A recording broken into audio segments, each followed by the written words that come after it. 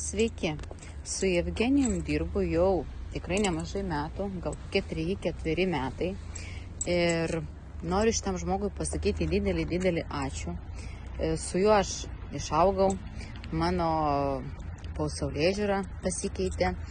Pradėsiu nuo to, kad kažkada jį kreipiausi, kai turėjau parduotuvytę drabužių ir nežinojau, kaip veikia tas Facebookas, kaip reikia tos pardavimus daryti.